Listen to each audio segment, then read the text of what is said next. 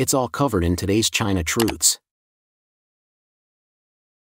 Tarif Trump memangkas volume ekspor China sebesar 50%. Ketika ketegangan perdagangan AS-China meningkat, industri pelayaran telah menjadi medan perang pertama pembalasan ekonomi setelah AS memberlakukan tarif setinggi 145% untuk barang-barang China. Volume pengiriman kontainer dari China ke AS anjlok, memaksa banyak perusahaan pelayaran besar dunia untuk memangkas kapasitas kapal dan membatalkan pelayaran secara massal. Data pengiriman dan manufaktur terbaru mengungkapkan bahwa perang dagang yang diperbarui ini memberikan pukulan berat bagi ekonomi China yang digerakkan oleh ekspor. Dengan permintaan AS yang menurun dan perusahaan-perusahaan global yang semakin berhati-hati, China berada di bawah tekanan yang meningkat dari penurunan ekspor yang tajam dan kepercayaan pasar yang hancur.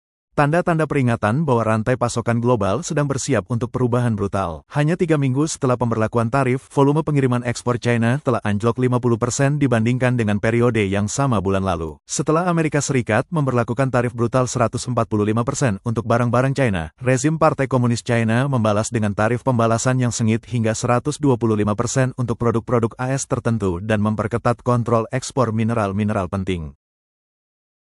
Begitu perang tarif yang sengit antara Amerika Serikat dan China berlaku, perubahan besar-besaran dalam rantai pasokan Trans-Pasifik mulai berdampak melalui logistik global dan menghancurkan perkiraan ekonomi. Platform intelijen pengiriman linear Litika memperingatkan klien minggu ini, pengiriman China telah runtuh, anjlok hingga 50%. Lonjakan pengiriman AS Asia Tenggara tidak cukup untuk mengisi kekosongan yang ditinggalkan di rute Trans-Pasifik. Baltic Exchange, tolok ukur utama untuk biaya pengiriman global, menyamakan kekacauan di industri pelayaran dengan kekacauan yang terlihat selama pandemi. Importir mengandalkan inventaris yang ada dan gudang berikat AS untuk mencoba bertahan dari gelombang tarif ini. Badan tersebut mengatakan gudang berikat yang ditunjuk oleh pemerintah berfungsi sebagai zona penahanan bebas tarif untuk barang-barang impor. Importir menggunakannya sebagai penyangga penting untuk menghadapi volatilitas pasar dan menunda paparan pajak. Orang-orang biasa menderita akibat perang tarif karena perusahaan-perusahaan China berutang upah, memicu gelombang protes. Kemerosotan ekonomi di China, yang semakin diperburuk oleh tarif tinggi yang diberlakukan oleh Amerika Serikat pada barang-barang China, telah membuat kehidupan semakin sulit bagi warga biasa. Dalam beberapa minggu terakhir, kasus-kasus luas keterlambatan upah telah muncul di platform media sosial China dengan pekerja di berbagai industri dan wilayah melakukan mogok kerja untuk menuntut upah yang belum dibayar. Situasi tersebut telah memicu kemarahan di antara warga, banyak di antaranya telah berbagi cerita mereka sendiri tentang upah yang belum dibayar selama berbulan-bulan. Gerakan mogok kerja menjadi lebih menonjol karena pekerja mengungkapkan frustrasi mereka karena tidak dapat dibayar untuk pekerjaan mereka. Laporan dari Hunan, Sichuan, Shaanxi, dan Mongolia dalam mengungkapkan keterlambatan upah yang meluas. Pada tanggal 24 April ratusan pekerja di Guangxin Sports Goods di Hunan melakukan mogok kerja setelah perusahaan ditutup tanpa kompensasi. Pekerja mengklaim jaminan sosial yang belum dibayar dan pemecatan karyawan wanita di atas 50 tahun tanpa bantuan pensiun yang mempengaruhi lebih dari 100 pekerja. Demikian pula, pada tanggal 27 April pekerja di Sangda Electronics, produsen papan sirkuit fleksibel FPC terkemuka di Sichuan, melakukan mogok kerja untuk menuntut pembayaran upah yang telah lama tertunggak. Pekerja mengungkapkan bahwa mereka belum dibayar sejak awal tahun dan pembayaran jaminan sosial telah ditahan sejak Juni tahun 2023. Ini bukan pertama kalinya Sangda menghadapi keterlambatan upah karena laporan sejak Mei tahun 2023 menyoroti masalah lama dengan keterlambatan atau hilangnya pembayaran upah yang mengakibatkan ketidakpuasan yang signifikan di antara karyawan.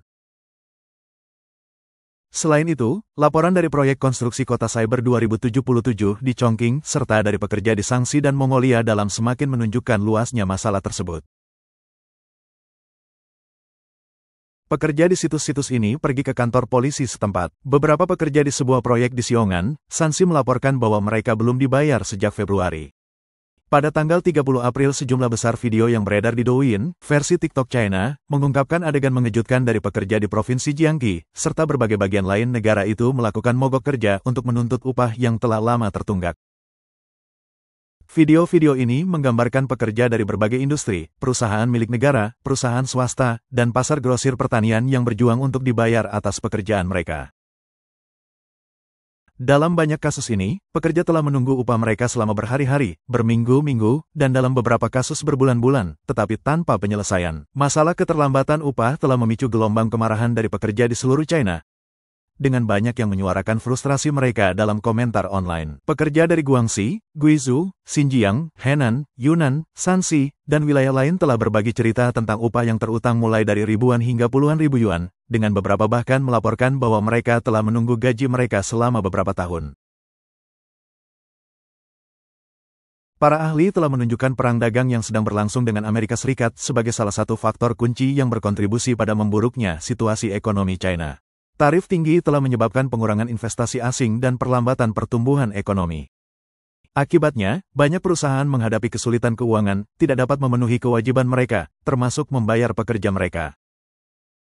Beberapa pemilik bisnis bahkan melaporkan bahwa mereka lebih memilih menghadapi hukuman penjara daripada terus beroperasi dalam keadaan yang mengerikan ini. Kegagalan bisnis untuk membayar upah dikombinasikan dengan PHK dan pemotongan tunjangan sosial menambah situasi ketenagakerjaan yang sudah menantang di China. Masalah keterlambatan upah yang sedang berlangsung adalah cerminan yang jelas dari krisis ekonomi yang lebih besar di China di mana pemilik bisnis berjuang untuk tetap bertahan sementara pekerja berjuang untuk dibayar atas pekerjaan mereka.